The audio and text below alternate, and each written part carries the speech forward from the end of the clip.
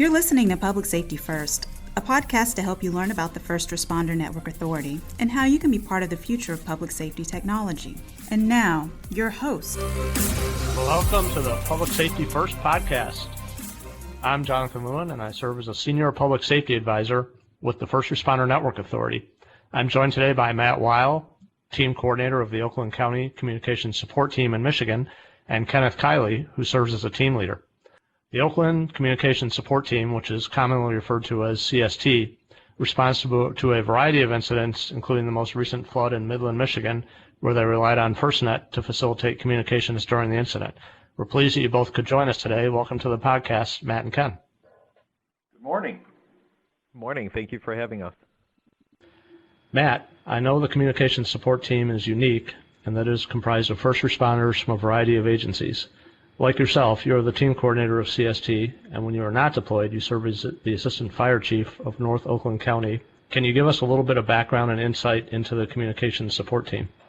The CST, we're pretty diverse. We have folks from all aspects of public safety. Some of the guys have retired from their departments, and they still serve with this team because they just love it so much. It's pretty much in their blood. We have police, fire, dispatchers, and technical people that serve to support the police and fire departments as well, making our team quite unique. This concept of the Communications Support Team was actually something that came out of the city of Troy. Fire Chief Bill Nelson, he's retired and since passed. This was his brainchild. This is something he started and was very passionate about. And it started with an old reclaimed van with some equipment in it, and then turned into what we have today, which is lots of equipment, vehicles, radios, computers, just all kinds of things. And that's been plus 10 years ago that this all started. As I alluded, our members are pretty much from all walks of life, within public safety. And we've even incorporated a little bit of amateur radio into our team just to help us round out our disciplines that much more. As far as deployments go, we're available anywhere in the state of Michigan or perhaps even outside the state. If somebody calls, has a large incident and needs that support, that mutual aid, if you will, they go through the process within the state to notify our dispatch center, and we start from there. We're able to bring a large cache of equipment to any event should somebody need it. Thank you. Ken, it sounds like CST is a remarkable incident command team. It has a very diverse skill set, and it's had a significant impact on the communities in Michigan. Can you tell us about your role as a team leader and also why you joined the CST? Absolutely. Thanks for having me this morning. The main responsibility of a team leader on the CST is basically to ensure that the team is ready to respond when called upon. As a team, we meet twice a month, and we do things like perform truck checks, equipment checks. We make sure that all of our equipment is in working order, and we just constantly train and refresh on our skills on the equipment we carry and best practices in our field. Our team has been entrusted with a lot of specialized equipment that our area relies on, both during emergencies and planned events. So we really want to make sure that our members are 100% ready to deliver those services when requested. Personally, one of my favorite responsibilities is when I get to mentor new members and kind of watch their skills and their confidence grow. Many of our members come to the team with little experience with public safety technology, but they have a strong desire and drive to learn the skills that we offer. So watching them go through that process of learning and growing is extremely rewarding for me. Thank you. Matt, a few months ago, the team responded to a flood in Midland, Michigan that made national news.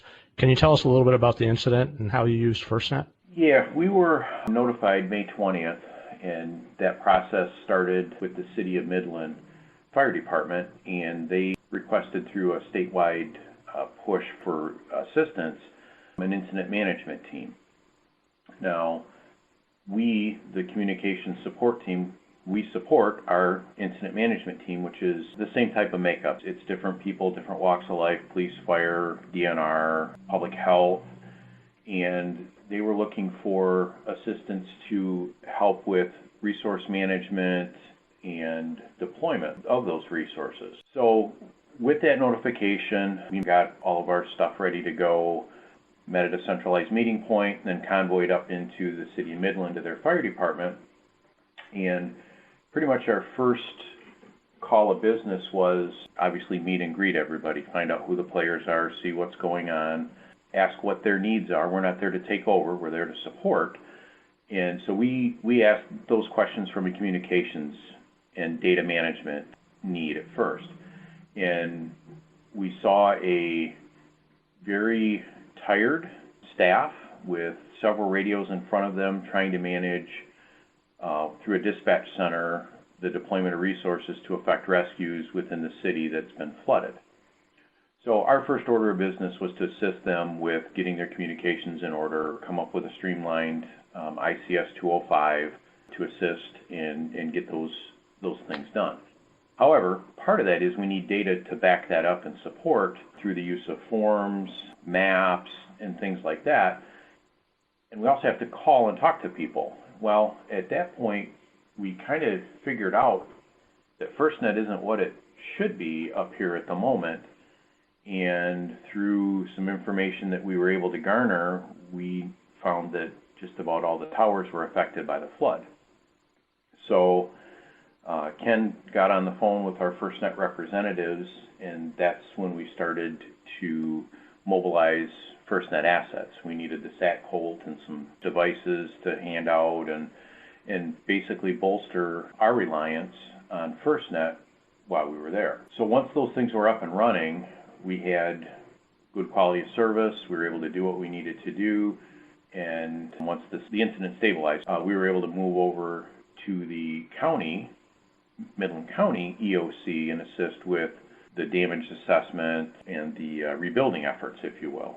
In that point of it, we used the FirstNet phones that were supplied, and we started this process through best practice that we've learned of position-specific phones, numbers, emails. For example, one day I might be the operations chief, and then tomorrow Ken comes in and he's the operations chief. Our email addresses and phone numbers are totally different. So now you have to issue a whole new set of phone numbers and email addresses daily, and passing of information just gets convoluted and difficult. So we use, through that best practice, position-specific email and phone number, and then that gets passed from person to person. So this address and contact information remains the same throughout the duration of the incident, which in this case was a couple of months. So it was kind of neat to put all of these things together and go from pretty much no service to being able to run an incident in a matter of 5 or 6 hours once the Colt showed up and was set up. So it was eye-opening for us, for sure. Thanks, Matt. And for those that may not know, ICS stands for Incident Command System, and the SAT Colt that Matt referred to is a satellite cell on light truck, which is a mobile cell site that can link to FirstNet and provide communications capabilities. So Ken, it sounds like the team really benefited from FirstNet. What sort of communications challenges do you typically face in an incident, and how does FirstNet help? In my full-time capacity, I oversee the Support Services Division of the Oakland University Police Department in Rochester, Michigan. And two areas that I oversee include information technology and radio communications. So I'm constantly surrounded by communications and the need to have reliable communications, and it's just something that's always on my mind. It's essential during an incident response, basically, to achieve those positive outcomes that you're looking for. Incident commanders must know that when they disseminate an information, it is effectively received by those recipients that it's intended for. Nothing will slow down or even stop a safe emergency response like a failure in communication. With one phone call, incident commanders can get our team on the way, and we take that burden of communications off the incident commander. So we'll help them develop a comprehensive communications plan that will keep the responders safe, and also assist with getting information out to even the public or citizens during an incident so that they can remain safe as well. So without effective communication and reliable systems in place, that failure in communication can be very detrimental to emergency response. In response to Midland, with FirstNet, we were able to tackle some of those communication challenges in ways that we never have been able to before. So we now have FirstNet on all of our vehicles, which we implemented shortly before Midland. By having that on board our vehicles, we were able to take advantage of a whole new layer of tools in our toolbox with FirstNet's resources and deployable assets. So we were able to get a very clear view of the infrastructure in the area before we can even get on the road. So we're taking a look at that network status tool. We're seeing if there's towers down in the area. We could request assets from FirstNet, like that SAT Colt or the drop kits of phones that we received. And we can even do that en route. We don't have to wait till we're on scene to see what has failed and what kind of resources we need to get back up and running. We're able to provide communication in some of the most challenging environments with FirstNet's networks and options like priority and preemption and some of their deployable assets. That's great, Ken. So you use FirstNet for your day-to-day operations and during the flood incident. Seems like you fully integrated the network into your operations. Matt, were there any lessons that you learned that you can share with us? Water is a very powerful thing. Seeing the destruction that one dam failure caused another dam failure, which caused an entire city pretty much to flood in a county, and just the effect that it had, I never would have expected anything like that, especially in Michigan, right? Nothing happens in Michigan. We get a tornado occasionally, but to see that kind of flooding, to me, was eye-opening. And just the fact that once you get these cell towers flooded and they go offline, we, over the last 15 or 20 years, have been so reliant on cellular service. To not have it is just, it's unheard of. And when you've got residents that are flooded out of their homes, they're trying to contact their loved ones and their families, and cell service just isn't available, or it's spotty, or it's flooded. For us to have the ability to get through with FirstNet, the priority and preemption, and the SAT Colt, and the tools that were provided, just lifted that burden off of us. So it's humbling, actually, to be a part of this and go up there and help and assist and make their worst day better. And pretty much in public safety, that's what we're geared and trained to do. Thanks, Matt. So as we've all experienced, the landscape of public safety communications is constantly evolving, and you just gave an example of how FirstNet's playing a huge role in that.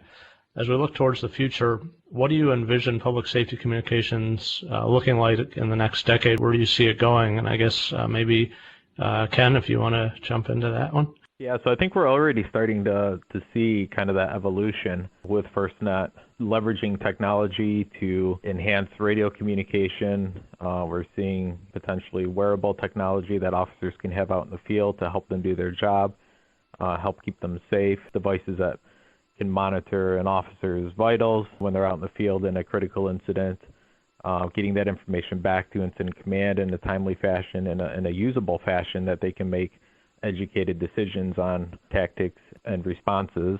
Closer integration with dispatch, I think, is coming down the line, so maybe we can get live video back from the field in a reliable manner where dispatchers can see what's going on and help make those educated decisions on what needs to be done. Thanks. And as we close out, for either of you that would like to answer, do you have any advice for incident command teams that might be interested in using FirstNet? Yeah, I think the biggest advice really is to reach out to FirstNet, your local contacts in the area, and talk to them about what resources are available in your area before you need them.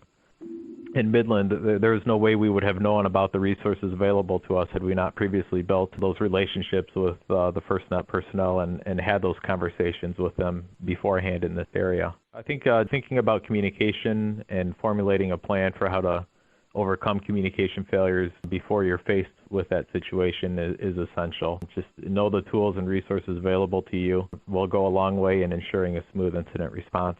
Well, thank you both, Matt and Ken, for joining us today, and congratulations on a successful incident. It's been a real pleasure. Thanks for listening today. We're excited to have you join our podcast community. Make sure to subscribe on iTunes, SoundCloud, and YouTube. You can learn more about the First Responder Network Authority at firstnet.gov and learn about FirstNet products and services at firstnet.com.